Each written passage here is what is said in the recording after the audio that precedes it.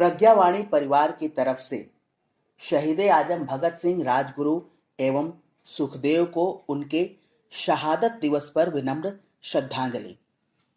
प्रस्तुत है अखंड ज्योति मार्च 2022 पर्व विशेष। शहीद आजम के अंतिम लम्हे। क्रांति कुमार शहीद आजम भगत सिंह के खास दोस्त थे। उनका मूल नाम हंसराज था, मगर एक क्रांतिकारी हंसराज के सरकारी मुखबिर बन जाने के कारण स्वयं भगत सिंह ने अपने दोस्त हंसराज का नाम बदलकर क्रांति कुमार रख दिया था। उनकी दोस्ती इतनी गहरी थी कि शहीद आजम ने अपने द्वारा स्थापित आजाद नौजवान सभा का दूसरा महासचिव क्रांति कुमार को बनाया था। पहले महासचिव गणपत राय जब गिरफ्तार कर लिए गए तो भगत सिंह ने उनके स्थान पर यह नियुक्ति की थी। क्रांति कुमार ने अपने संस्मरणों में नेताजी से हुई निजी मुलाकातों पर बहुत लिखा था। क्रांति कुमार विभाजन के बाद पहले दिल्ली और फिर पानीपत आ बसे थे। भारतीय पंजाब के एक आईएएस अधिकारी आर.के. कौशिक ने भगत सिंह के अंतिम दिनों को लेकर एक गंभीर शोध कार्य किया।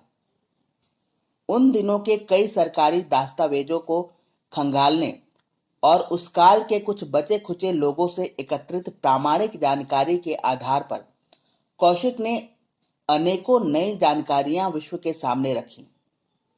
श्री कौशिक के अनुसार ये तीनों भगत सिंह, राजगुरु व सुखदेव भारत की सामूहिक चेतना व जागरूकता के प्रतीक बन गए थे।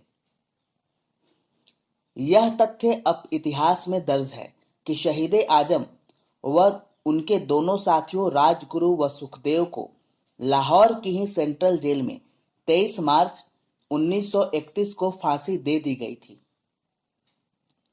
इससे पहले 16 मार्च को गवर्नर हाउस में शहर व सूबे में कानून व्यवस्था का जायजा लेने के लिए वहां के गवर्नर ने एक विशेष बैठक बुलाई थी।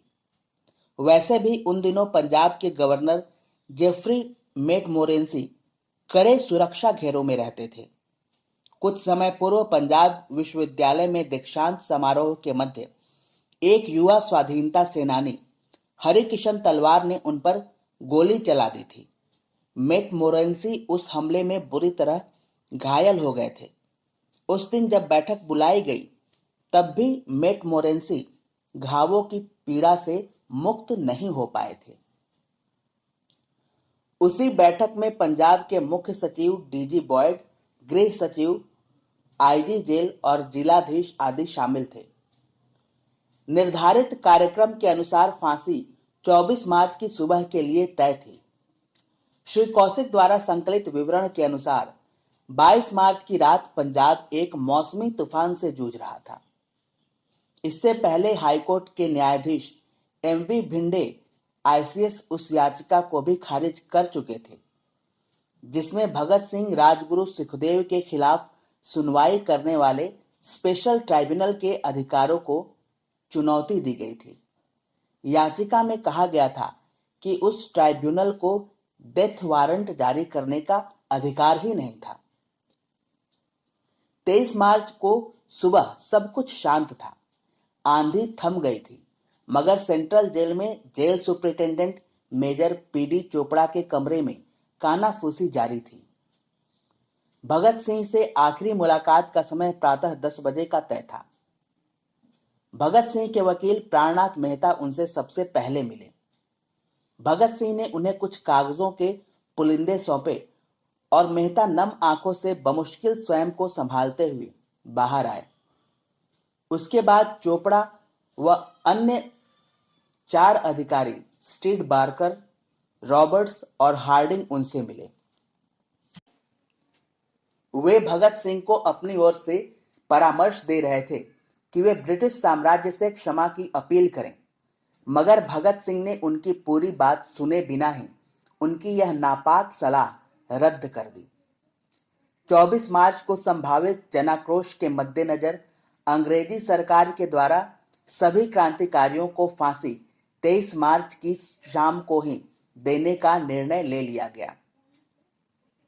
यह सूचना senior jail warden Chhatar Singh ने बेहद भारी मन से उखड़े हुए लहजे में भगत सिंह, राजगुरु और सुखदेव को दी थी। उस दिन सूरज भी उदास उदास ही निकला था, मगर भगत सिंह, राजगुरु व सुखदेव पूरी तरह से संयत व शांत थे। भगत सिंह ने अपनी बैरक के मुस्लिम मेहतर बेबे से कहा कि वह शाम को फांसी से पहले उसके लिए कुछ खाना बनाकर ले आए। बेबे गदगद हो गया। उसने वादा किया कि वह शाम से पहले ही खाना स्वयं बनाकर ले आएगा। उसी दिन भगत सिंह ने क्रांति कुमार को भी याद किया और बोले, कमबख्त आज रसगुल्ले लाने वाला यार भी नहीं आया। मगर शाम को न तो बेबे को ही अंदर आने दिया गया, न ही क्रांति कुमार को। दोपहर बाद जेल के भीतर व बाहर अचानक गतिविधियां तेज हो गईं। Additional district magistrate Sheikh Abdul Hamid, city magistrate Rai Sahab Lal Nathuram, Kasur के DSP Sudarshan Singh, DSP headquarters JR Morris, सैकड़ों पुलिस जवानों सहित जेल के भीतर पहुंच चुके थे। सबके मन में कहीं न कहीं अपनी निजी सुरक्षा को लेकर भी भय बैठ गया था। जल्लाद मसीह, जो लाहौर के ही नजदीकी कस्बे शाहदरा का रहने वाला था, वहां पहले ही पहुंच चुका था। तीनों क्रांतिकारियों को जब उनकी कोठरियों से बाहर लाया गया तो तीनों ने इनकलाब जिंदाबाद के नारे लगाए। पानीपत में बाद में आकर बसे क्रांतिकारी क्रांति कुमार ने अपने एक लेख में बताया था कि वह भी उस समय जिला कांग्रेस कमेटी के सेक्रेटरी पिंडीदास सोढ़ी के साथ थे और दोनों ने ही सेंट्रल जेल से बुलंद किए गए नारे सुने थे। सोढ़ी का घर जेल के नजदीक ही था। इन नारों में धीरे धीरे अपनी अपनी बैरकों से अन्य कैदियों की बुलंद आवाजें भी शामिल हो गईं। लाहौर में उन दिनों के डिप्टी कमिश्नर ए लेन रॉबर्ट्स सन 1909 बैच के आईसीएस अफसर थे। जब तीनों को फांसी के तख्ते की ओर ले जाया गया तो रॉबर्ट्स ने भगत सिंह से कुछ बात की, जिसका जवाब सबको सुनाई पड़ा। भगत सिंह ने यही कहा था, लोग जल्दी ही देखेंगे और सदा याद रखेंगे कि भारतीय आजादी के सिपाही कितनी बहादुरी के साथ मौत का फंदा चूमते हैं।